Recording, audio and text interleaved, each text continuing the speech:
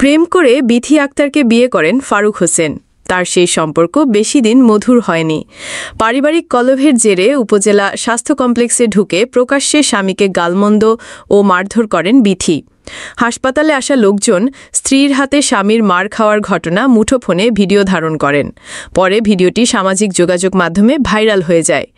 গত রোববার দুপুরে রাজবাড়ীর পাংশা উপজেলা স্বাস্থ্য কমপ্লেক্সে এ ঘটনা ঘটে। ফারুক ও বিথি দুইজনেই উপজেলা কমপ্লেক্সের স্টাফ। সামাজিক যোগাযোগ মাধ্যমে ৩৫ সেকেন্ডের ভিডিওতে দেখা যায় অল্প বয়সী এক তরুণীর হাত থেকে সাদা শার্ট পরা এক যুবক ফোন কেড়ে নেওয়ার চেষ্টা করছেন।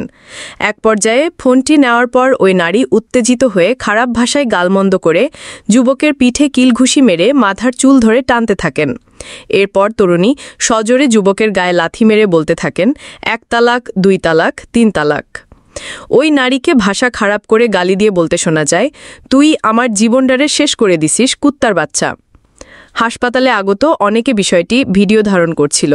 ওই স্থানের একটি কক্ষে বসে রোগী দেখছিলেন চিকিৎসক মোহাম্মদ এনামুল হক।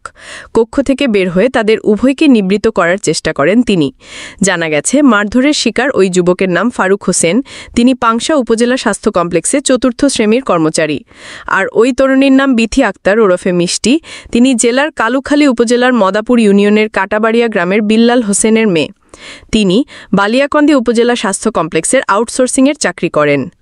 খবর পেয়ে স্থানীয় গণমাধ্যম কর্মীরা হাসপাতালে গেলে ফারুক হোসেন তাদেরকে জানান, কালুখালী উপজেলা স্বাস্থ্য কমপ্লেক্সে চাকরি করাকালীন ওই তরুণীর সঙ্গে আমার প্রেমের সম্পর্ক গড়ে ওঠে। পরবর্তীতে একটি কুচক্রী মহলের ইন্ধনে আমার বিরুদ্ধে রাজবাড়ী আদালতে মামলা করেন বিথি। সেই মামলায় জামিনে আসার পর আরও 4টি মামলা করেন তিনি। এক পর্যায়ে বিয়ে করলে সব মামলা তুলে নেবেন বলে জানান।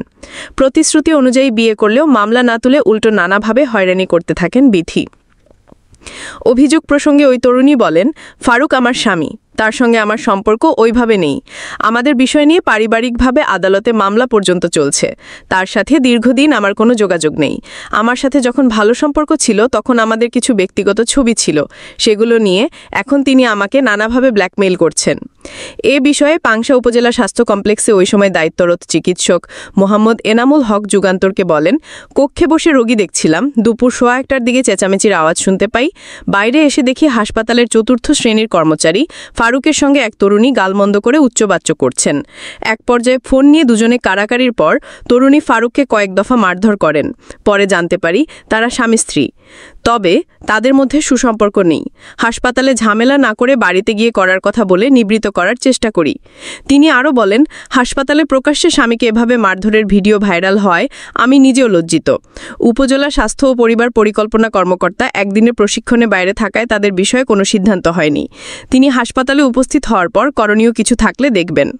ASBD24 সত্য প্রকাশে অপসীম। চ্যানেলটি সাবস্ক্রাইব করুন।